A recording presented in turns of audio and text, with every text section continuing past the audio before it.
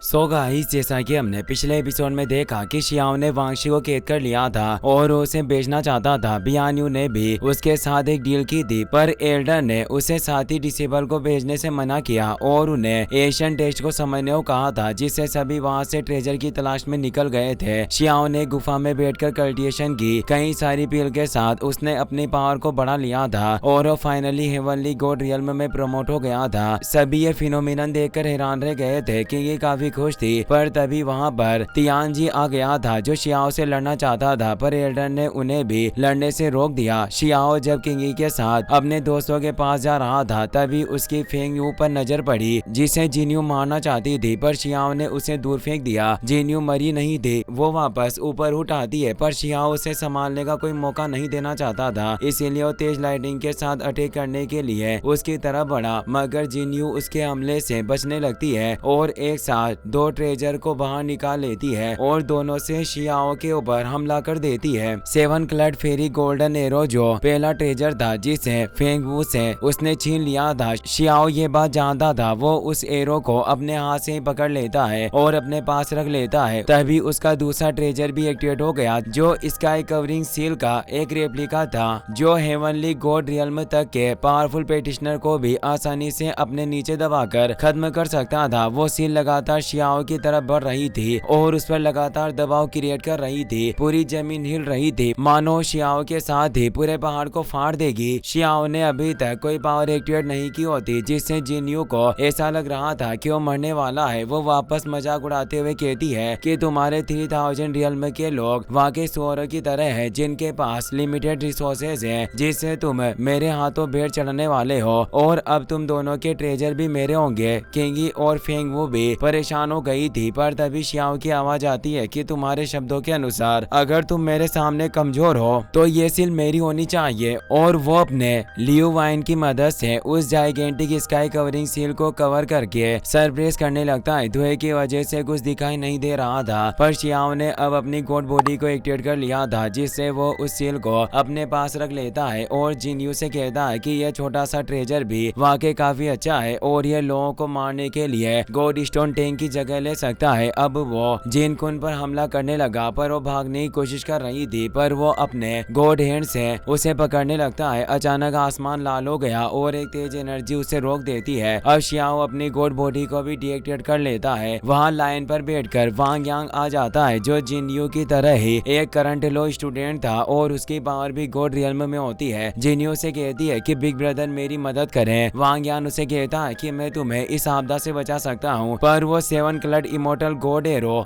मेरा होगा। शियाओ कहता है कि तुम अपने ही लोगों से इस तरह से बातें कर रहे हो, वास्तव में तुम्हारा दिल धोखे, चालाकी और घृणा से भरा हुआ है। वांग यान गुस्से में अपने 10 के डिवाइन फिर से मुंह को एक्टिवेट करने लगा और शियाओ से बोलता है कि अगर तुम्हारे अंदर हिम्मत है तो अभी वर्तमान इरा के मेथड से मुझसे फाइट करो। शियाओ मुस्कुराते हुए कहता है कि बेशक मैं इसमें पीछे कैसे हट सकता हूँ, तुमने केवल हेवन केव में महारत हासिल की है। वो कहता है कि तुमने बिल्कुल ठीक पहचाना, हुआंग अब मर चुका है और मैं वांग यान अब पहला ऐसा पर्सन बन चुका हूँ जो इस रास्ते पर चलने के बावजूद जिंदा है। शियाओ उसकी मूर्खता पर मुस्कुराने लगा और असली ट्रू केव हेवन मेथड को एक्टिवेट कर लेता है और कहता है कि आज तुम्हें एहसास होगा कि असली केव हेवन मेथड क्या होता है। शियाओ का ये मेथड अब और ज्यादा अपग्रेड हो चुका था, जिससे उसकी वो वांग यान की केव हेवन डीमन पपेट पर एनर्जी के कांटेक्ट में आने से ही खत्म हो रही थी और अब शियाओ एक चुटकी में ही उसके कल्टिवेशन पाथ के साथ ही उसे एक जोरदार हिट मारता है, जिससे वो जिन्यू के साथ ही दूर जा गिरा। वो समझ चुका था कि वो कोई साधारण कल्टिवेटर नहीं है। वो कहता है कि तुम वही हो जिसने नेदरवर्ल्ड के यंग पेटिशनर से फाइट की, मैं उनके 2 किंग्स को मार डाला था और तुमने वांगशी को भी हराया है। शियाओ कहता है कि तुमने बिल्कुल ठीक पहचाना। वांग यान कहता है कि इस पूरी दुनिया में सिर्फ एक ही ऐसा बंदा है जिसने इस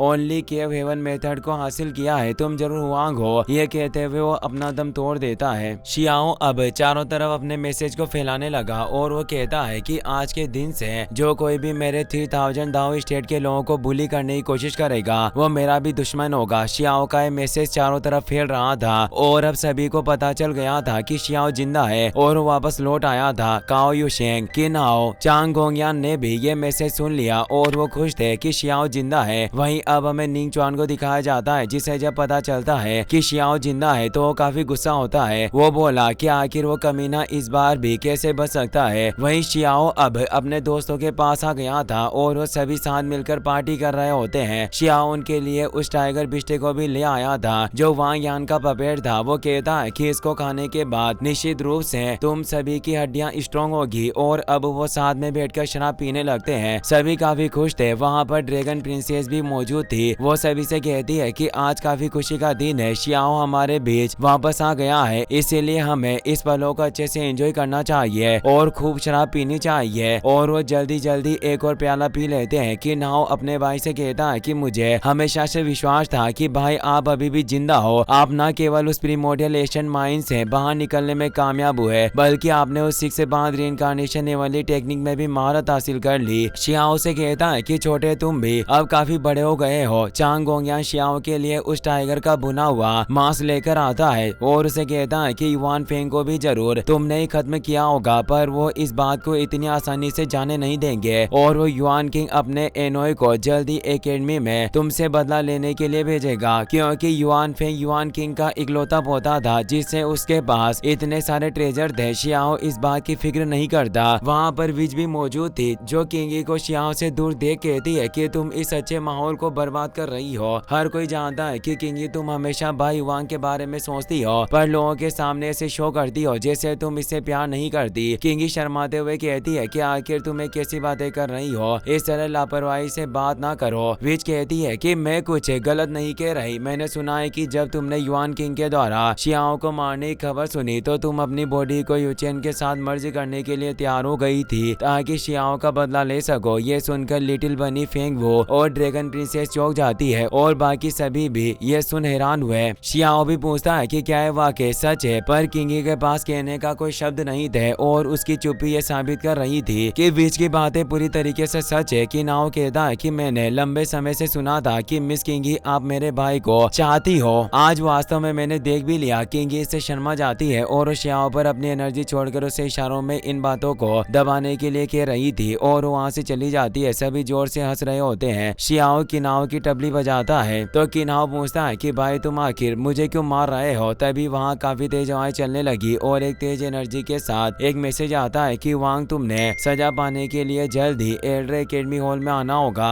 मैं युआन किंग का एक स्पेशल दूत यानी एनोई हूँ। तुम्हें आज हम सभी को एक एक्सप्लेनेशन देना होगा। सभी इससे परेशान हो जाते हैं पर शियाओ बिल्कुल भी घबराया हुआ नहीं होता। वो किंगी से कहता है कि आज के बाद तुम कभी मेरे लिए जोखिम मत उठाना, क्योंकि मैं अपने खून का कर्जा खुद ही चुकाता हूँ। ये कहकर वो एक लकड़ी की आग बुझाकर उसे फेंक देता है। अब हमें तियानशन एकेडमी के जजमेंट हॉल को दिखाया जाता है जहाँ वो युआन किंग का एनोई गुस्से में शियाओ की तरफ बढ़ता हुआ कहता है कि युआन किंग के पौधे युआन फेंग की मौत के पीछे जरूर तुम्हारा ही हाथ होगा। आज मैं तुम्हारे कॉन्शियसनेस की जांच करूंगा जिससे सच सभी के सामने आ जाएगा और इस तरह से मेरे भतीजे को न्याय मिलेगा। वो अपनी पावर को एक्टिवेट कर लेता है। उसका नाम युआन चिब होता है जिसकी पावर वर्चुअल रियल्म में होती है और युआन किंग का ही बेटा था। वहाँ पर तियानशन एकेडमी के तीनों एल्डर भी मौजूद थे। शियाओ कहता है कि तियानशन एकेडमी का हॉल है, यहाँ तुम युआन फैमिली के दो खुले आम भोग नहीं सकते। तुम्हारे पिता युआन किंग मुझे 10 साल के लिए दबा कर रखना चाहते थे और मेरे पात को भी उन्होंने काटने की कोशिश की। ये हर कोई जानता है। आज तुम किस चेहरे के साथ मुझसे सवाल पूछने के लिए यहाँ पर आए हो? क्या तुम सिर्फ हमारे साथ मजाक कर रहे हो? एक तो तुम गलत काम करते हो, उल्टा फिर मुझ पर ही आरोप लगा रहे हो। युआन चिब उस पर हमला करने के लिए आता है पर शियाओ आसानी से उसके सभी हमलों से बच जाता है। युआन चिब अब एवरीथिंग इन वन स्लीव से मुंह का इस्तेमाल करता है। थर्ड एल्डर ये देखकर अपनी एनर्जी को शियाओ के अंदर ट्रांसफर कर देते हैं जिससे उसकी भी पावर बढ़ जाती है और वो कुछ समय के लिए वर्चुअल रियल्म में पहुंच गया था। क्योंकि अब तियानशन एकेडमी के ग्रेट एल्डर शियाओ के साथ थे इसलिए थर्ड एल्डर भी शियाओ का साथ दे रहे थे और वो सभी से बोलते हैं कि ग्रैंड एल्डर ने कहा है कि शियाओ भी सेम लेवल पर रहकर इन युआन कबीले के लोगों से लड़ सकता है जिससे ये अपने इस गुस्से को खत्म कर सकते हैं। और वैसे भी युआन किंग दूसरे के हाथों इस मैटर को सुलझाना चाहता है तो इस मैटर को सिर्फ लड़ाई से ही खत्म किया जा सकता है। शियाओ युआन चिब से बोलता है कि तुम लोग सिर्फ नंबर्स के साथ ही लोगों को बुली करते हो और वो अपनी कुनपिंग टेक्निक से उस पर हमला करके उसकी टेक्निक को बेअसर कर देता है। शियाओ की स्पीड इतनी ज्यादा फास्ट हो गई थी कि वो तेजी से उसके पीछे आ गया। युआन चिब को संभलने का मौका नहीं मिला और वो शियाओ अब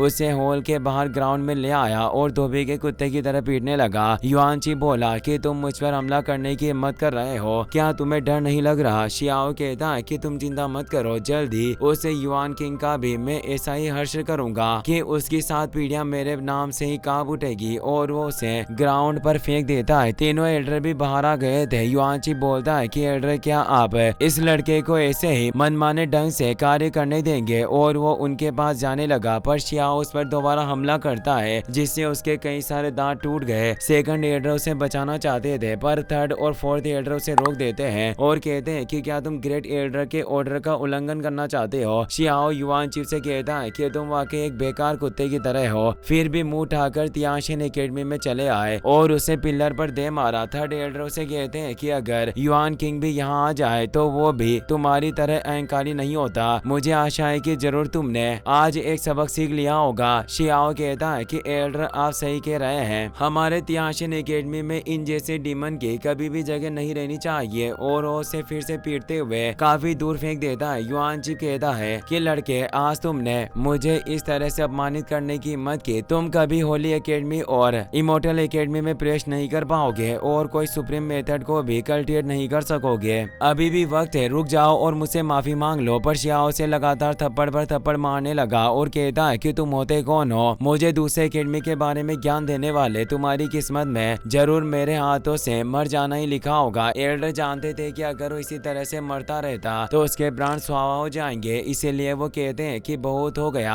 अब इस कचरे को एकेडमी से बाहर फेंक दो। शियाओ उनकी बात मान लेता है और युआनची को उठाकर एकेडमी ग्राउंड से नीचे फेंक देता है और खुश हुआ जाने लगा। पर तभी पूरा आसमान रेड एनर्जी से भर गया। एक पोर्टल ओपन हो रहा था। शियाओ परेशान हुआ क्योंकि यह इमोर्टल ट्रांसमिशन फॉर्मेशन था। मोदाओ कहता है कि जरूरी से हमारे इटर्नल रोड ने एक्टिवेट किया होगा जिससे उनके वंशज जल्दी यहाँ आ जाएंगे। उस पोर्टल से एक विशालकाय बिस्ट बाहर आ रहा था। वो गोल्डन 3 हेडेड किंग होता है। यह नेदर वर्ल्ड का एक पावरफुल पेटिशनर था जिसका सिर्फ ये एक प्रोजेक्शन था। वो कहता है कि आखिर यहाँ है कौन जिसने मेरे वंशजों को मार डाला? जल्दी से उस व्यक्ति को सामने लेकर आओ, मैं खुद उसका खून पीऊंगा। एल्डर ऊपर आकर हॉर्न बजाते हैं और सभी को आगाह करते हैं कि दूसरी दुनिया के दुश्मन हमारी दुनिया में आ चुके हैं और उन्होंने पूरी एकेडमी को अलर्ट कर दिया था। इसी के साथ ये एपिसोड यहीं पर खत्म हो जाता है। वीडियो पसंद आया हो तो अपने दोस्तों के साथ शेयर करना, साथ ही इस वीडियो को हाइप करना ना भूलें। Thanks for watching.